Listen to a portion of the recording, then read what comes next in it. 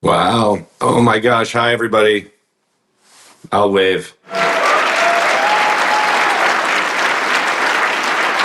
Thank you, thank you, thank you. I apologize also. I caught the worst cold. I haven't been sick in like 4 years since dealing with ALS. And somehow, 4 days before seeing you guys, I now have Barry White's voice. Or I sound like one of the Dark Lords of Star Wars, like just an evil emperor. I don't know what's going on with my voice. So I appreciate you bearing with me tonight because I'm so honored. Thank you, man, so much for that introduction. Of course, I remember The Last Ship. I'm actually looking at the poster right across from me right now. The last show that I did on Broadway, and then Evan Hansen was the last tour. But that was just such a beautiful introduction. Thank you. And Kim and everyone at Les Turner, thank you guys for allowing me to be a small part of such a special night for you all. Just incredibly moved, incredibly honored to be here and talk about this notion of this impossible dream that we all share. Right? I mean, this is the dream, and the doctors don't know yet for sporadic ALS anyway. There's some relief and some, dare I say, cure for certain genetic ALS, but for sporadic ALS, the docs don't know really how to help those of us dealing with that. And so, they will tell us this is a terminal disease. And I have traveled the country. It's been just a gift and a blessing to spend the last couple of years sharing my story, sharing hope, sharing inspiration with this impossible dream that, despite the harsh and tragic realities of what we know ALS to be, I believe that I'm going to beat this disease. And that's my impossible dream now. And the Impossible Dream, the song, is a very big part of that. It's been the anthem of my life for these last couple of years. But my story with the Impossible Dream actually started 25 years ago. I was a graduate student in Cincinnati, and I was on stage in the dark. I was waiting for the curtain to rise on the opening night of the musical The Man of La Mancha. And I was playing the lead, Don Quixote, a legendary knight on a quest to better the world through unwavering idealism. And I was incredibly nervous because there were critics and agents from New York in the audience. And so my childhood dream of becoming a professional actor was on the line. And so this was it, man. This was my chance to prove to my parents, who, God bless them, supported me, that choosing musical theater over medical school was the right call. This was my chance to prove that I've got what it takes to be one of the 5% of actors who actually make a living. This was my chance to prove that I could make it on Broadway, something only 200,000 people in the history of civilization have ever done. And so, with adrenaline pumping, the show starts. It's going really well. And I get to the big 11 o'clock number where I'm on stage by myself to dream the impossible dream, to fight the unbeatable foe, to bear with unbearable sorrow, to run where the brave dare not go, to right the unrightable wrong, to love pure and chaste from afar, to try when your arms are too weary, to reach the unreachable star. And the song ends. And I'm standing there on stage. Well, thank you. I hear you guys like in and out, so I just heard like 3 seconds of applause. But thank you. Even though that was like a fifth or an octave down from where I normally sing it. But I'm standing on stage after the song, and I'm in this spotlight in the silence that only exists in a theater, when the audience suddenly rose in applause. And I was totally taken aback. And I started to cry as I stood there receiving this ovation, because I realized in that moment that my impossible dream was coming true.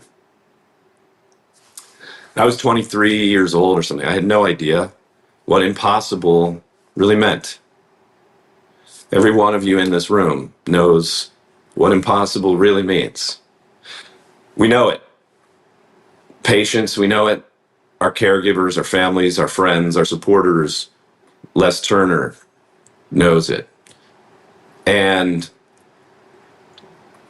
I think it's my hope tonight that when I share a little bit about my journey over the last few years, that you'll leave a little more empowered and with a little more hope.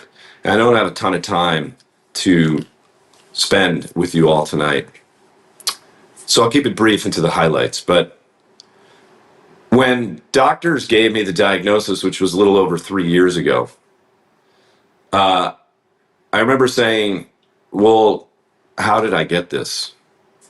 And they said, well, for sporadic ALS, where there's no known gene associated with the disease, there's no explanation for its development. And I said, well, what medicines can I take? And they said, well, there's Relivrio or I forget what it was called at the time, which is no longer available, blah, blah, blah. Everyone knows the story with the medicines, right?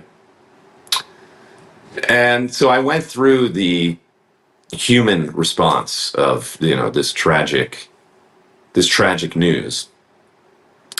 But the first gut reaction I had was, well, then if medicine can't heal me, at least not yet, right? Maybe somebody in the room tonight, maybe one of you, will help be responsible for not only helping someone like me in my life, but help find that cure, that research, which is why it's incredibly important that you guys do what you do tonight. And I thank you for that. But I said, if medicine can't heal me, then I'm going to heal myself. And sure, is that a reaction that came out of some kind of denial? A piece of it. Is it a reaction that came out of my type A overachieving, self who was always used to winning? Yes. But it also was just a sort of voice, a quiet but incredibly powerful voice within me that said, okay, let's go figure this out. And I've since learned that that's what I call my gut, my intuition, my soul. And so I went on this journey to figure out how I'm going to heal myself. And I had no idea where to begin. So I started reading books on healing in the nervous system. And over the last couple of years, I've read 100 books written by doctors and yogis and spiritual teachers and renowned scientists. And I started to understand pretty quickly and be surprised pretty quickly that all of the books agreed on this one critical point, that health is more than physical. Health is also mental, emotional, and spiritual. Now, that sounds like common sense, right? Should be taught maybe in middle school health class. But for me, I had never known health to be anything more than physical. I was, similar to Brian, an athlete, pushed myself really hard at work and at home. Health to me was eat well and exercise, my face off, right?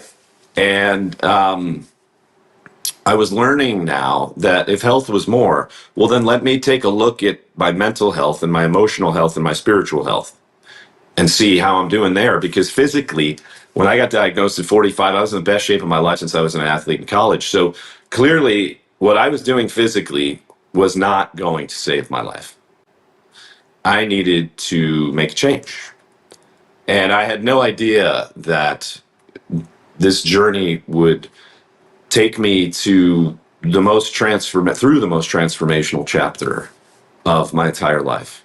And I had this plan now and some hope that if I could really take a look at myself, if I could heal my mind, if I could heal my heart, if I could heal my soul, whatever that means, then I'd be giving my body the best chance possible to follow suit.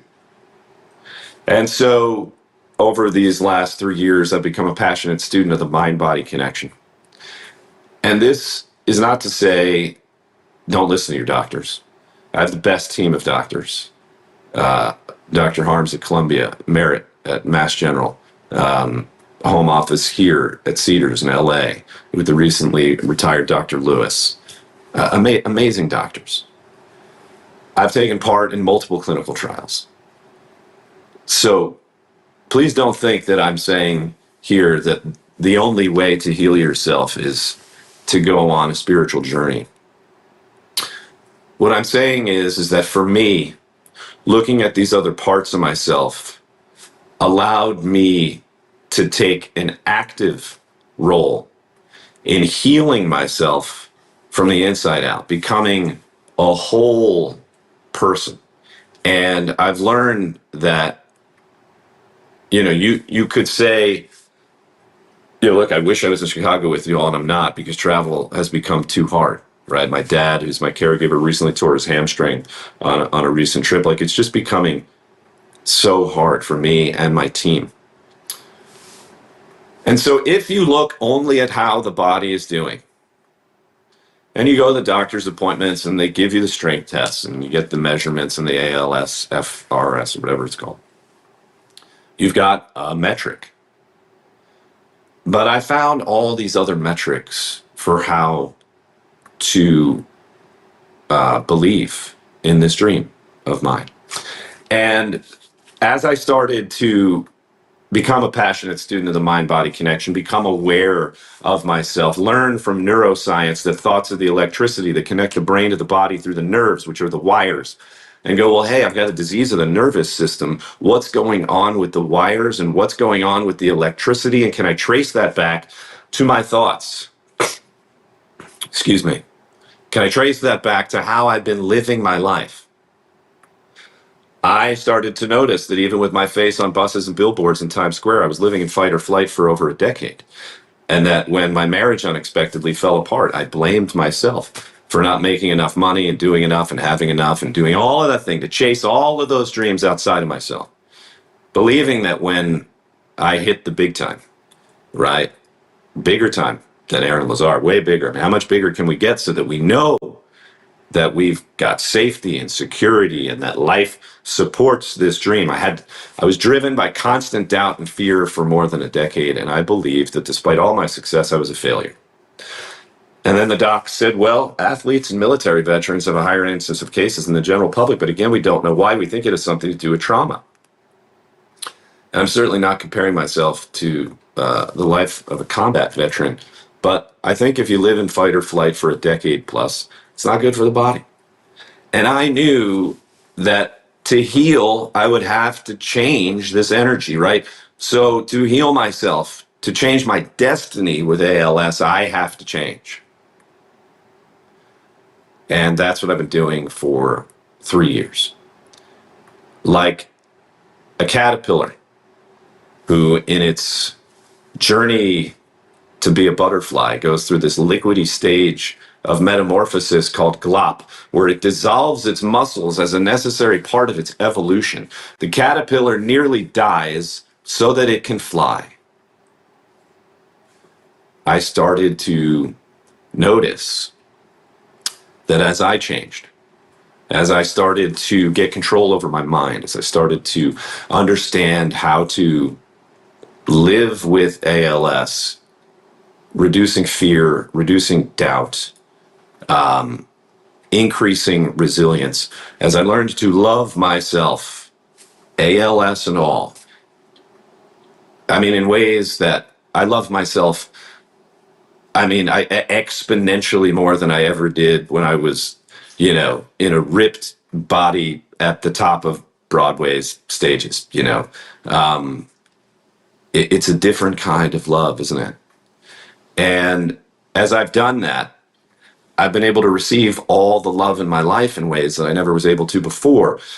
And I realized it's been there the whole time. I didn't love myself enough to receive it. And so as I've been doing this work, I've been having these kinds of experiences, these kinds of epiphanies, kind of support that, hey, life does have my back, as impossible as this dream can feel. You know, I attended a meditation event with one of the most enlightened human beings on the planet, a man named Sadhguru. And I remember he said, what's the only thing in life that's inevitable besides death and taxes? This moment. It's this one. This one. This one. ALS threatens to take these moments and send them off on a spin, a dark spin. It takes a tremendous amount of awareness, desire, grace, patience, courage, love, support. But I promise you that you can spend this moment perhaps better than you ever did before, because I'm living proof of that. I wasn't ever able to really enjoy the moments of my life unless I was after that sexy bullet on the Wikipedia page, man. Wasn't able to really do the dishes without thinking, I have no time for this. I got to go get another job to make more money and do something better to support my family. I wasn't able to really enjoy the moments sitting on the sofa with my kids watching Cars 2 for the 50th time, because I had better places to be, right? I thought those moments were not worthy of my time, but what I've realized over the last couple of years, it's the opposite. I didn't feel worthy of those moments. I did not love myself enough to love my life, all of my life, not just the extraordinary moments, but the ordinary ones as well. And so, being with you all here tonight, who cares if they say it's an impossible dream? Go on Instagram and you'll see countless people living countless impossible dreams. 25 years ago, I dreamed of becoming an actor. And I lived that dream because I believed in myself, no matter the odds. Now, facing this incredible challenge that we all face, this adversity, I find incredible inspiration in the power that we all have within us to make the impossible possible. This comes from getting good at whatever you practice. And so if you don't know where to begin and you're interested in beginning, and no judgment if you're not, but if you're interested, there are 50 books on my website of the 100, and we're putting the other 50 up so you can start there. See if a book inspires you. For me, it was just a question. How did I get ALS? And it's led me on this journey, and it's allowed me to get to the point where I've remembered who I really am. Beyond the body, beyond the job, beyond my name, beyond even the unspeakable love that I have for my kids, my 2 teenage boys. I've remembered that I am something infinite. There is divinity within me and all around me, as there is with you. I'm no different. We're all the same. We're all waves in this infinite ocean of divinity that is within us and gives us the power to make the impossible possible. And so I hope that when you think about this, if at all, or when you leave here tonight, you find the courage and the hope and the faith and the belief in yourself to dream again, whatever those dreams might be for you. Beating ALS is just one dream. I have so many. And I thank you all so much for your support, because what you're doing tonight and raising money for Les Turner helps people like me live my dreams. And when you do all this, guys, I don't know, I've realized that impossible is really just I'm possible. Thank you all so much.